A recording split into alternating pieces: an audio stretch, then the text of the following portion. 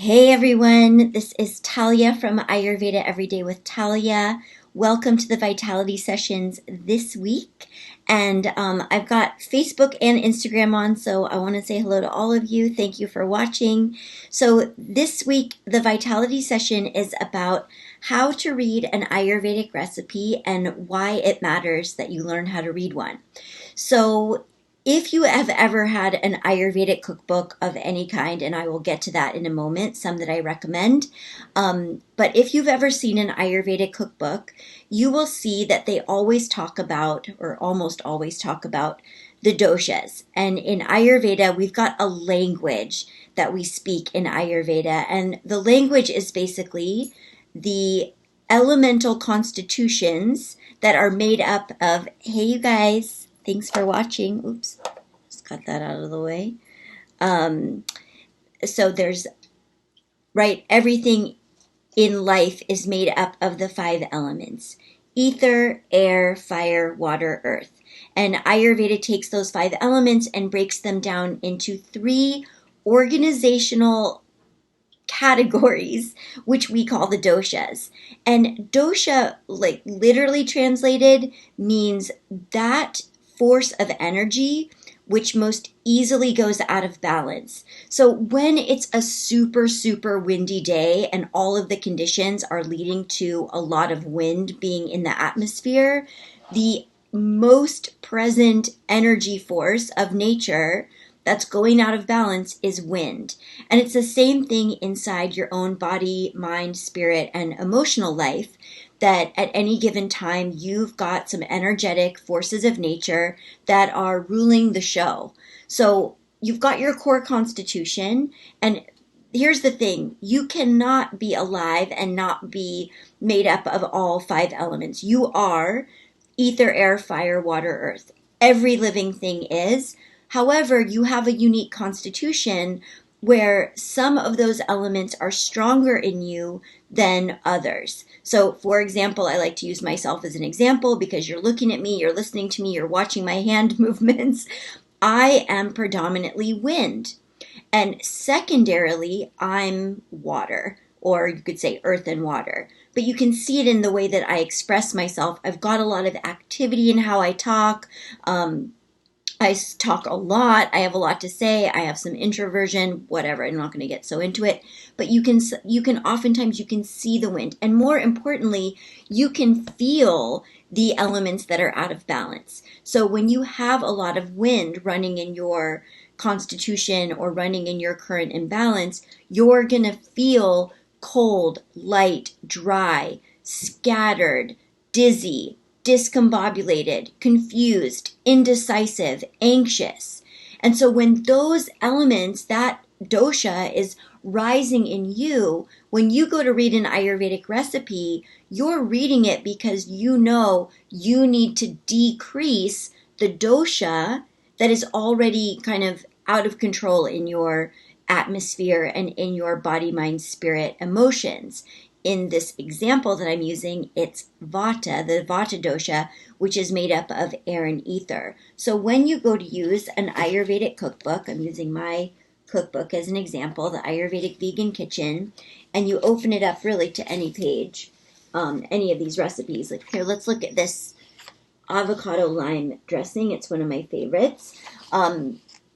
This recipe decreases vata, so it decreases wind. Why?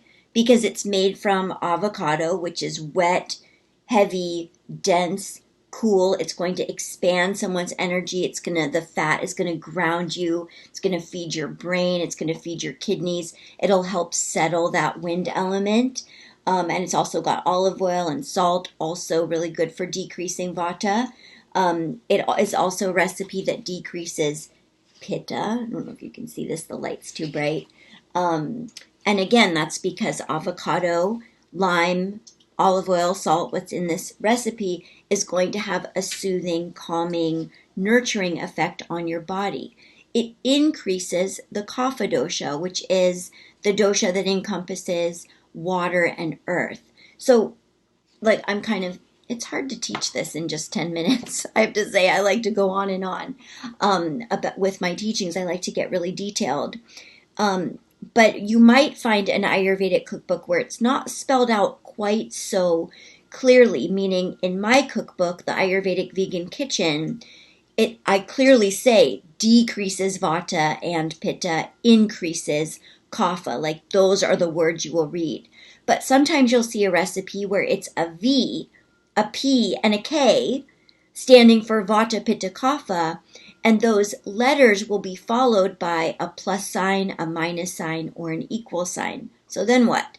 Okay, if you see a recipe that has vata, V, plus, it means that that recipe, the foods, the ingredients, the nutrients in that recipe increase wind. So why would you want to increase wind? Because you feel too heavy? You've got a lot, like maybe you've got too much kapha running or too much kapha settling, because you are needing to dry out a little bit.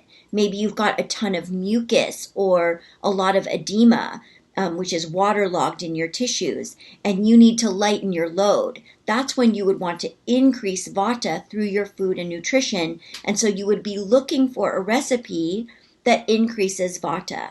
And so you'd see that as either V plus, or the recipe, like in my cookbook, just says increases vata there in English.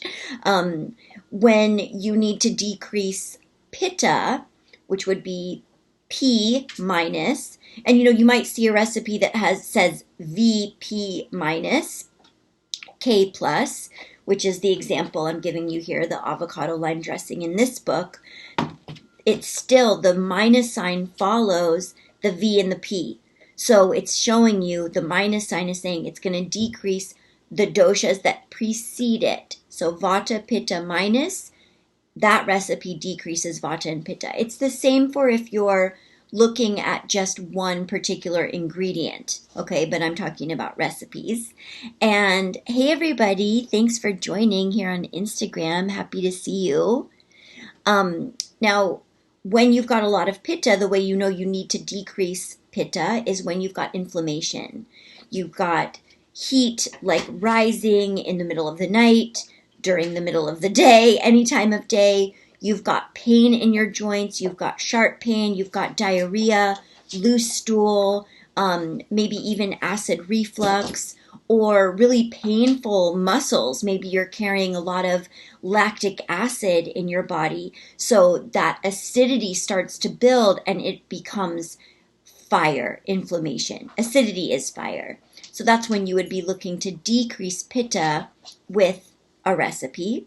And when you want to decrease kapha, it's because you've got too much water and earth running through your system. Maybe that's showing up for you as mucus or phlegm, or maybe it's showing up as depression and you just don't want to get out of bed and you're really like, I am truly just like battling heaviness right now. So if you go to an Ayurvedic cookbook and you look for a recipe that decreases kapha, which would be K minus, or again, decreases kapha, it can give you some energy back, maybe not just from one meal, but if you did it all day long, you would start to feel lighter, you would start to get some movement, and you'll be amazed at how quickly you can shift what's going on for you by using Ayurveda to prepare your food, but also help you navigate, like, what should I eat next based on how I'm currently feeling. And other times that you'll want to use this skill of, using Ayurveda and learning how to read an Ayurvedic recipe for your own information is when you want to increase a dosha, right? Like I might be really super dry and really depleted and just be like, oh my God, I'm like running myself through like I'm dragging myself across the planet, and I'm just like, my immunity is getting really low. Then I want to increase my buffer. I want to buffer my immunity by increasing my kapha dosha. And so I'll look for recipes that are going to increase kapha. Again, this avocado lime dressing is a great example because that's what that recipe does. And then there are recipes that just neutralize the doshas. They don't have an increasing or a decreasing effect on any of the doshas. It's just neutral. And there's lots of foods that are neutral. In Ayurveda, we tend to think of those foods as tridoshic foods or sattvic foods. And sattvic, the term sattvic, it means balance, it means purity, it means enlightenment in a certain sense. But a sattvic food is just a food that is, it's very chill. It's very mellow, like a sweet potato, or tahini, which is sesame seed butter, or a handful of raw almonds. Now, the only thing with sattvic foods, tridoshic foods, is if those are all that you eat because you're trying to get into like a Shakti meditative state, you can over time become tamasic, or which is a term that means dull, inert. To me, it's like you would increase your kapha over time. If that's all you're ever eating are these super like middle of the road, I'm not trying to rock the boat foods. That's why it's so good to include all 6 tastes in your diet, not just sweet, salty, and sour, which I think most of us are pretty accustomed to, but also pungent and bitter and astringent, which would be like dark leafy greens are bitter, and pungent are spices, and astringent is like, grapes, or a red potato or sprouts, something that, is very light and cleansing. It's so good to have all 6 tastes throughout the day, because then even if you can't use an Ayurvedic cookbook all day, every day to guide your food choices, you can be thinking about, okay, well, I know that there are different tastes that I could go to, and let me make sure that at least 1 or 2 of my meals each day has some of these tastes. So I always recommend to my students, put spices on your food. Add something like raw sauerkraut to your food, because that's going to give you that sour taste that also encourages elimination and healthy digestion. Put sprouts on top of your food. It gives you all these micronutrients, but it adds that astringent taste. So there's so many ways to play with your food, your nourishment, your nutrition through Ayurveda. And the other thing I want to say really quickly is, this is the kind of conceptual knowledge that then you apply to your life when you want to have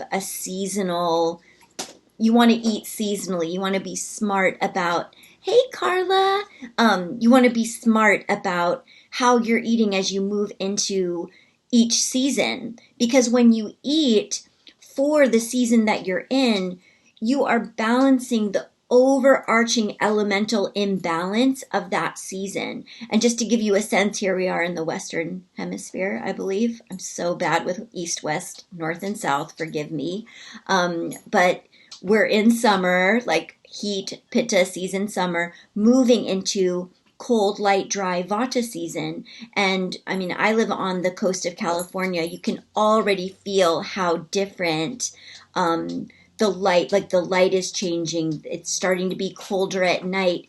And so the call to change your nutrition and nourishment is really strong at a time when one season is turning into another. So really cool time of year to be exploring Ayurveda is at seasonal shifts.